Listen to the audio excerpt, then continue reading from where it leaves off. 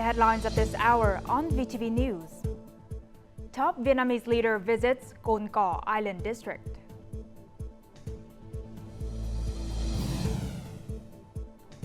And Prime Minister urges localities to speed up transport infrastructure projects in the Mekong Delta. In our world news, typhoon hit Southeast Asia to see a rainier end to 2024.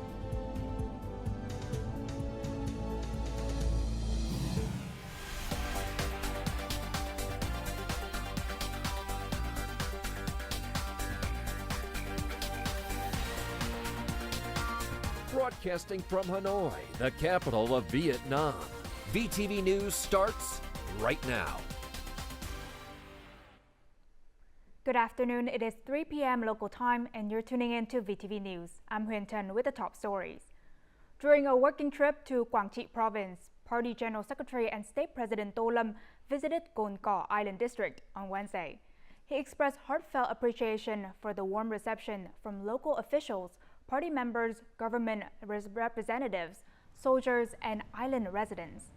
During his visit, he inquired about the daily lives of people and soldiers stationed on the island, commending their contributions to national defense and development. The top Vietnamese leader emphasized the need for continued efforts to strengthen the island's defense system and ensure its connection with other islands. He also called for improved care from local authorities regarding the material and spiritual lives of the island's people and officers, ensuring adequate educational and healthcare services. During his visit, the Party General Secretary and State President also presented numerous gifts to the island's residents and forces.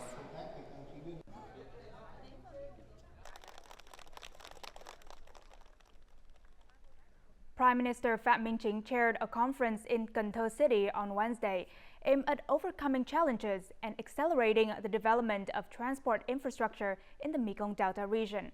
This marks the 6th conference on the subject. And over the past 3 years, ideas have transformed into practical projects, with modern expressways taking shape and offering a significant development potential for the region. Currently, 120 kilometers of expressways are operational, while 428 are under construction and expected to be largely completed by 2025. Another 215 kilometers are being studied for investment preparation. On behalf of the government, the Prime Minister commended the efforts of the involved parties and urged local authorities to ensure progress, aesthetics, environmentally friendliness, and safety in project implementation.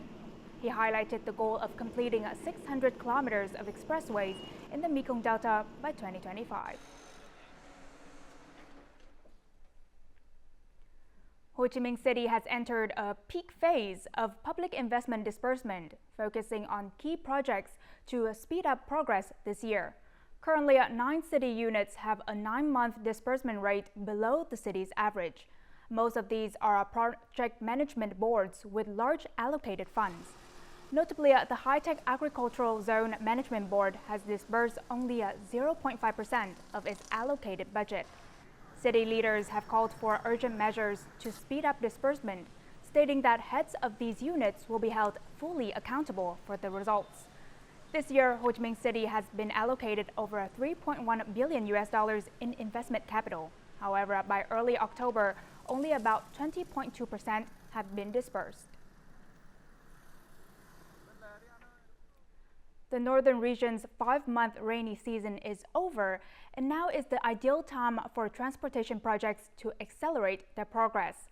Several projects target a 20 to 30% increase in construction output compared to the previous period during this dry season to ensure they are completed on schedule. This year, 200 heavy plant machinery and equipment have been assembled into 18 teams to complete 20 kilometers of roadbed earthwork for the Tuyên Quang Hà Giang project. The contractor operates 3 shifts with an estimated monthly output of around $4 million.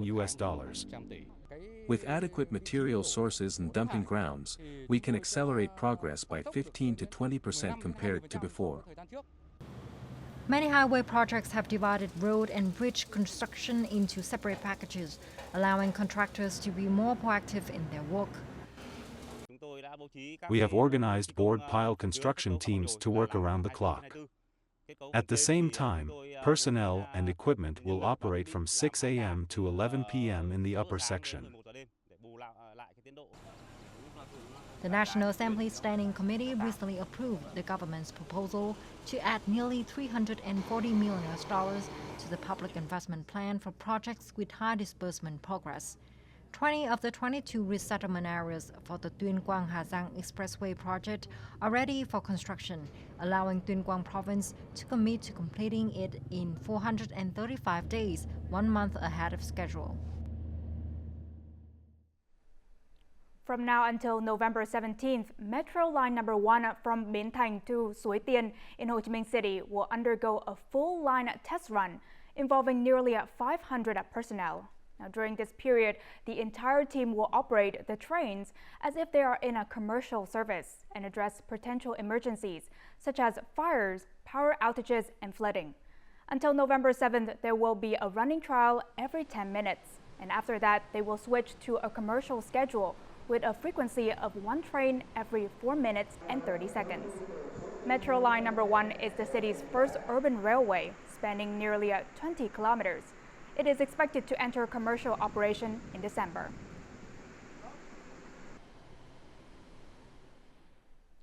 October 16 marks World Food Day, and this year's theme is the right to food for a better life and a better future. Leave no one behind. According to the Food and Agriculture Organization, or FAO, this theme is a reminder that everyone has the right to access diverse and nutritious food, which is essential for social stability. The 2024 State of Food Security and Nutrition in the World report reveals that the daily cost of a healthy diet in Vietnam is about $4, among the lowest in Southeast Asia. This suggests that Vietnam is successfully ensuring its citizens' right to access food.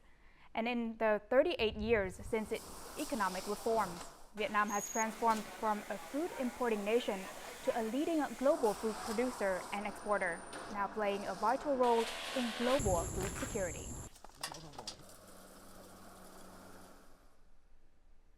With a total aquaculture area of 5,500 hectares, Bà Rịa Vũng Tàu province produces more than 20,000 tons of aquaculture products annually.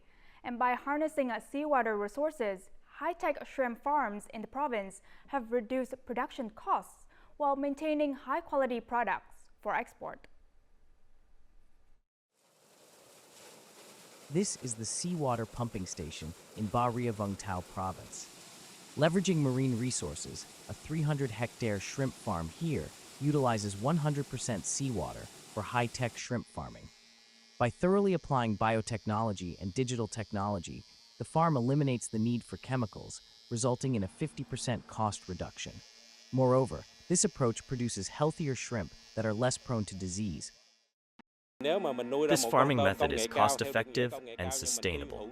If we consume a lot of power, a lot of environmental resources, and a lot of chemicals to treat water, then in essence, it is unsustainable development, which doesn't align with the trend of reducing emissions. This shrimp farming area uses a high-tech biosecure model and is run by farmers and businesses. Each year, the facility produces 3 shrimp crops, with an average harvest of 3 to 5 tons of shrimp per pond. The chefs now cover the whole area, reducing the rate of dead shrimp in the farming process. Previously, we lost 30% of the shrimp in each crop. Now it's just 10%.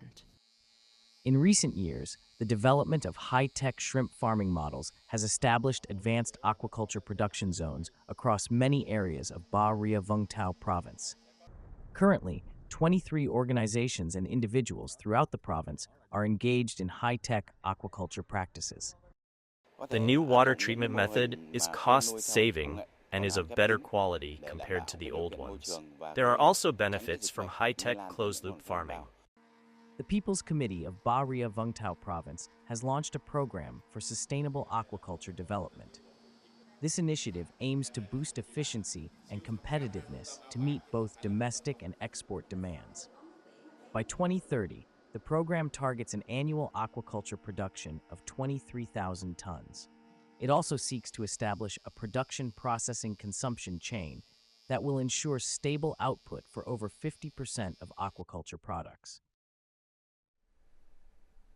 After a long period of disease outbreaks, the livestock industry has undergone significant changes. Large farms are gradually replacing smaller ones as they have a substantial advantage over small-scale farms and household producers in disease prevention. This advantage stems from technologies that facilitate effective restocking. These 40,000 pigs are raised using high-tech methods. They are kept on a biosecure layer within an automated system. This approach not only minimizes unpleasant odors, but also reduces health issues in the pigs, a major concern for many livestock farmers. In the past, we needed 70 liters of water a day for just one pig. Now, thanks to the biosecure layer, we can reduce costs and improve the quality of the meat. The biosecure layer is an effective means to protect the environment from livestock. It also protects the livestock's health. By applying technology to produce microorganisms from agricultural byproducts for odor control, this wastewater treatment system prevents unpleasant smells from pig pens from polluting the surrounding environment. These green practices are helping farms reduce production costs compared to traditional methods. The green technologies provide an opportunity for enterprises and farmers to have confidence in restocking and recovering their businesses. The adoption of green technologies is bringing significant changes to the livestock sector. In the context of fierce competition in quality and pricing, large-scale farms are leading the way in utilizing technology as a solution in livestock farming, helping to enhance the competitiveness of their products. Now, before we move on to other important updates, let's take a look at the foreign exchange rates of today, October 16th.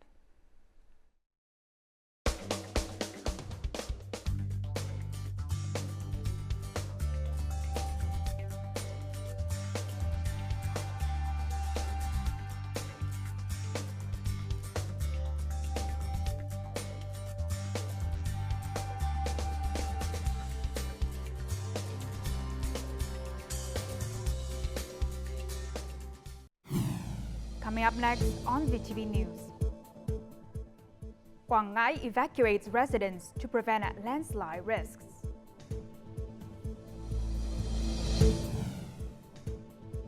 And Quảng Nam preserve traditional hammock weaving craft.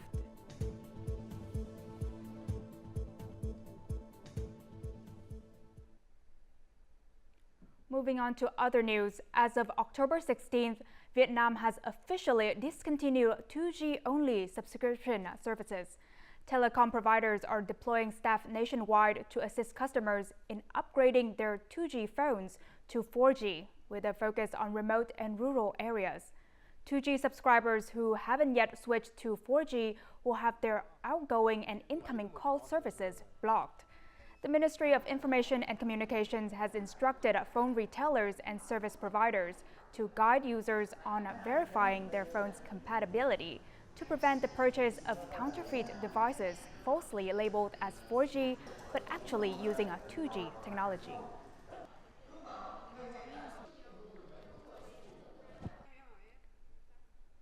Recent prolonged heavy rains have heightened landslide risk in Quảng Ngãi province. Local authorities have urgently evacuated residents and deployed other measures to ensure people's safety and prevent landslide-related incidents in mountainous areas. A large crack has appeared on Mang Cam Muong mountain, posing a direct threat to Ung's family and 3 other households in Sơn Hà district, Quảng Ngãi province. This incident has sparked fears of potential landslides during the upcoming rainy season. Our family is currently staying at my brother's house because we're afraid to stay at home. We worry that rain could cause landslides. This kindergarten faces a high risk of being buried if Mang Cam Muong mountain collapses. The local authorities have urgently arranged a temporary location for the school to ensure the safety of 25 children and teachers. The school has temporarily moved all students to a classroom at Sơn Bảo Primary School. We've asked teachers and parents to transport all required learning materials to continue classes without disruption. Quảng Ngãi province currently faces approximately 160 landslide-prone areas. In response, provincial authorities have instructed localities to develop specific evacuation plans and establish hotlines for prompt landslide alerts. The locality has set up warning ropes for an immediate measure. We're also informing and encouraging residents to exercise caution when passing through these areas. We've instructed all units to remain alert and consider this task a top priority for the remainder of the year. Our main focus is to ensure effective responses to weather emergencies and natural disasters, such as landslides. To enhance proactive disaster response, Quảng Ngãi province is requiring localities to prepare comprehensive on-site plans. These plans must include selecting suitable shelters, stockpiling supplies, and developing evacuation routes to ensure public safety. This year's floodwater level in the Mekong Delta is higher than usual. Heavy rains and elevated water levels have led to more frequent riverbank erosion. At least 2 more periods of rising river water are forecast for the remainder of the year, and this will further increase the risk of landslides and riverbank subsidence. A 20-meter road connecting hamlets in Phu Ninh Commune, Tam Nông District, Đồng Tháp Province, has collapsed into the Tiền River. The landslide has consumed 1/3 of the asphalt road. To ensure traffic safety, local authorities have put up warning signs for passing vehicles. At dawn on that rainy day, the road's edge eroded about an inch. As the rain continued, the landslide worsened. I'm very worried. Although there's no heavy traffic, it's the main road for local residents and students. This landslide is causing many difficulties for our community. At another location on the Tiền Riverbank in Ward 11, Cao Lãnh City, the water eroded over 2,000 square meters of land and crops in just a few hours. This incident significantly affects 5 households with over 20 members. In response, the Provincial People's Committee has declared a state of emergency for landslides in the area. We have strengthened inspection to identify high-risk landslide areas, especially roads with thin protective slopes near the riverbank. Based on this assessment, the locality will deploy suitable solutions. Rising water levels and heavy rains are heightening the risk of riverbank landslides. In response, local authorities and residents have proactively implemented measures to minimize potential damage.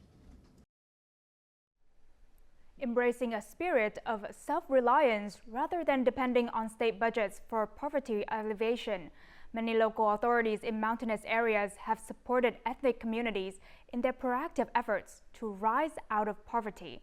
This has been achieved through crop and livestock restructuring models.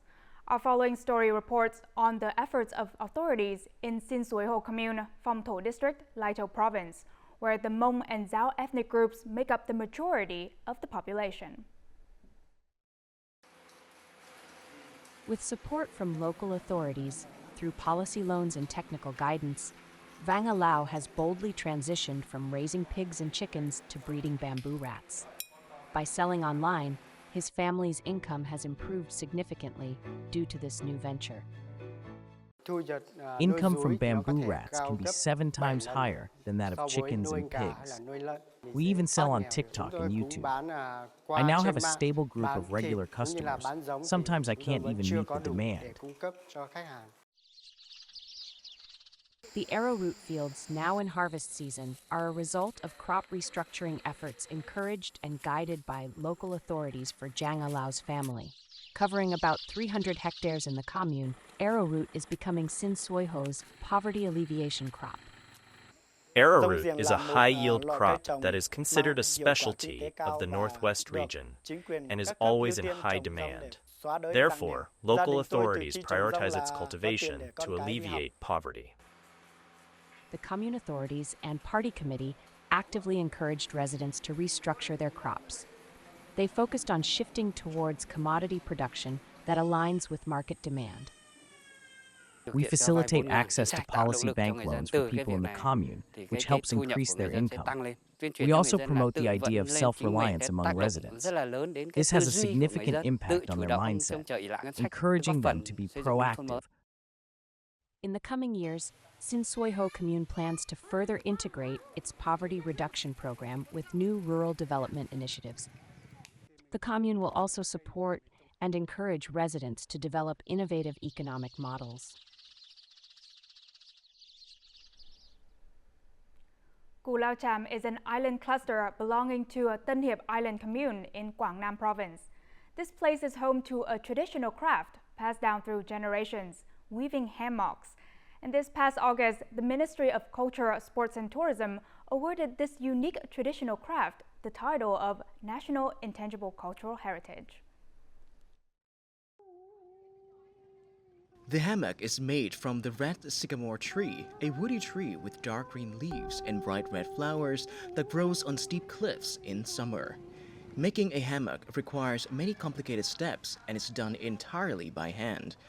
Ngô Thị Lê knows which trees can be used to weave beautiful hammocks. Only the young trees that have just sprouted can be used. The ideal size is about the width of your hand, and they should be straight. The leaves and top parts are chopped off, and only the middle section of the trunk is used. This section is beaten to extract the bark and soaked in spring water for over 10 days to soften the tough outer layer, gradually revealing the fibers inside. The tropical sun helps the bark fibers dry within 1 or 2 days. A skilled person takes about 2 to 3 months to weave a hammock. The first step, which is also the most challenging, is to braid the handle.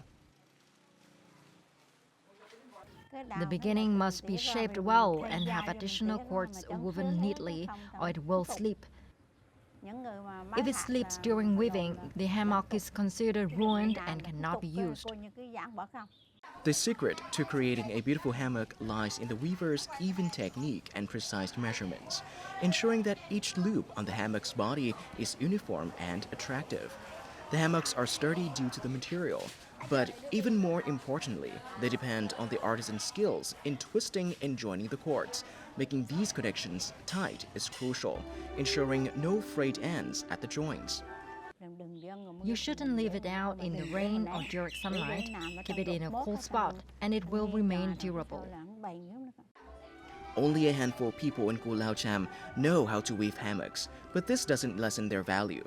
These hammocks represent the artisan's skills and carry a rich cultural heritage, reflecting the support and love of families for the fishing boat crews who bravely venture out to sea. Coming up next in our world news. Typhoon hit Southeast Asia to see rainier end to 2024.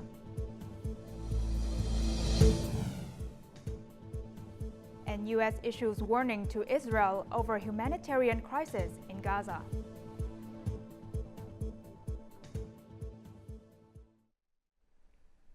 Now moving on to our world news, weather forecaster warned that Southeast Asia could see higher than normal rainfall for the remainder of the year. This threat could further disrupt agriculture, tourism, and industrial output in a region already hit by a series of storms this year. The emerging La Nina phenomenon is the main reason behind this forecast.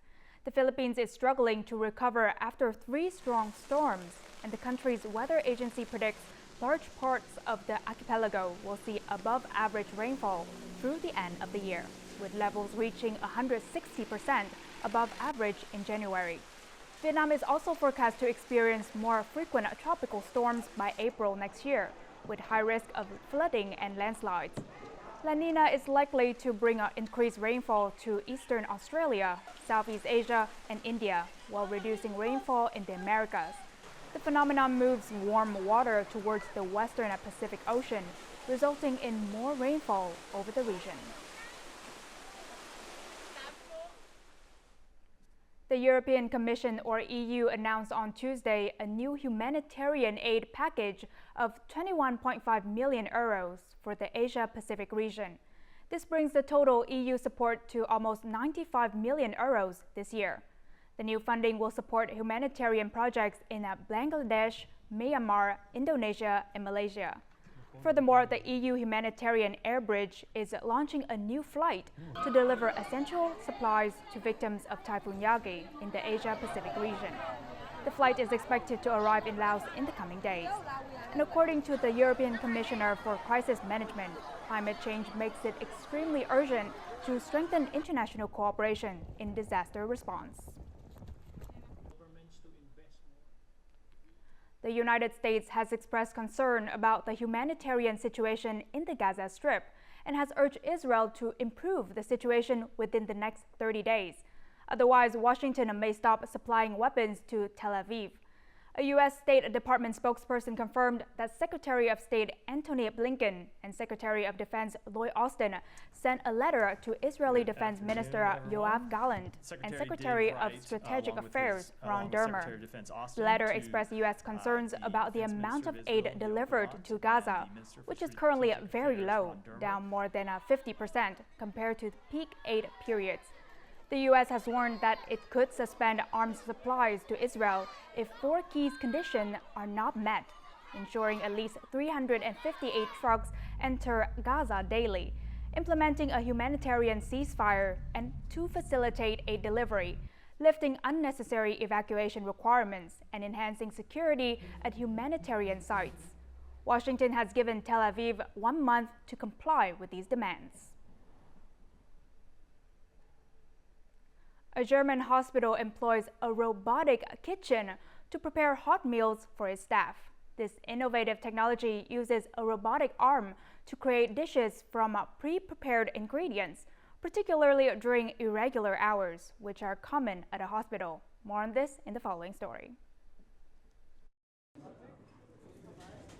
Eager to keep its staff happy with warm meals around the clock, this German hospital has turned to a robotic kitchen for assistance. Our canteens cover the peak times, the busiest hours during lunchtime. But we are a hospital, we work at night, we work weekends, and at unusual times. And above all, we wanted to give our staff the opportunity to get healthy food quickly outside of canteen hours. The robotic arm swiftly prepares up to 120 different meals using pre-prepared ingredients. Guests order their chosen meal via a touchscreen display, which is then cooked in pots on an induction stove. However, the robotic kitchen does not work entirely without people. Every day, employees fill the refrigerator integrated into the kitchen module with already cut and pre-cooked ingredients. The robotic arm then takes them out and fries, tosses, and seasons the desired dish on one of the 8 induction plates. It's not about replacing employees, it's about operating the robot with staff we don't have. It is becoming increasingly difficult for us to find labor or even skilled workers to work in our canteens, so the robot is simply a totally sensible addition for us. The kitchen robot has been in use at Tübingen University Hospital since the end of May, with dishes costing between 6 and 9 euros. Now, before we say goodbye, let's take a look at the weather forecast.